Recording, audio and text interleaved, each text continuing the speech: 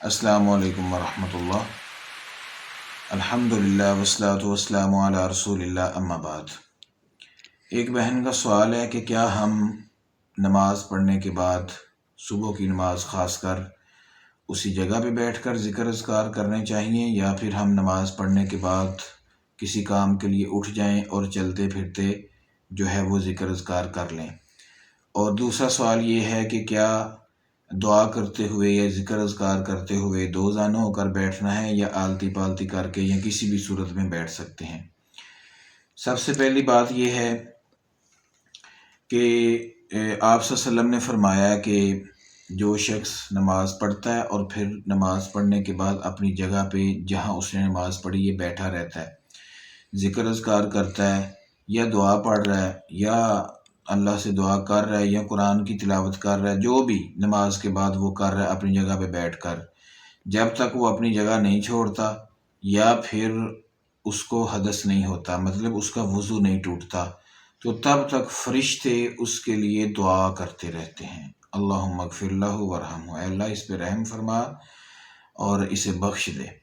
اور جب تک وہ بیٹھا رہتا ہے فرشتے دعا کرتے رہتے ہیں، اور پھر ایک حساب سے وہ نماز کی حالت میں بھی ہے۔ دوسری چیز یہ ہے کہ اگر کوئی شخص اپنی جگہ سے اٹھ جاتا ہے، اسے کوئی کام ہے ایمرجنسی، یا کوئی اس نے کام کاج کرنے ہیں، کوئی گھر میں خواتین ہیں، تو وہ اس فضیلت سے تو محروم ہو جائیں گے، لیکن یہ کہ وہ اٹھ سکتے ہیں، خواتین اٹھ سکتی ہیں، کام کاج کرنے تو کر سکتی ہیں، باقی جو ذکر اذکار دعائیں ہیں وہ چلتے پھرتے بھی پڑھ سکتی ہیں، اور جو بھی وظائف ہیں وہ چلتے پھرتے بھی ہو سکتے ہیں، اس میں کسی قسم کی کوئی ممانعت نہیں۔ لیکن اگر ٹائم ہے، اگر کوئی کام کاج نہیں ہے، تو انسان کو نماز پڑھنے کے بعد وہاں تھوڑی دیر بیٹھنا چاہیے، جتنا ہو سکے انسان بیٹھے۔ اور اگر کوئی کام کاج بھی ہے تو سلام پھیرتے ہی انسان کو اپنی جگہ سے فوراً نہیں اٹھ جانا چاہیے،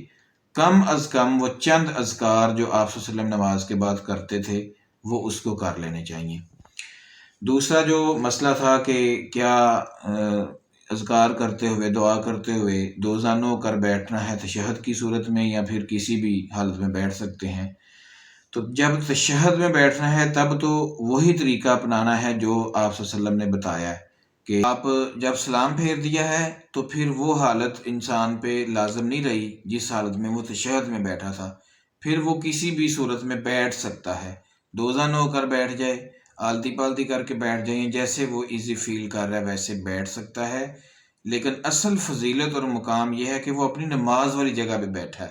اور وہاں بیٹھ کر ہی ذکر اذکار کر رہا ہے۔ لیکن اگر کوئی ایمرجنسی ہے، مجبوری ہے، تو وہ اٹھ سکتا ہے اور چلتے پھرتے بھی اپنے باقی اذکار یا دعائیں پڑھ سکتا ہے۔ جزاکم اللہ۔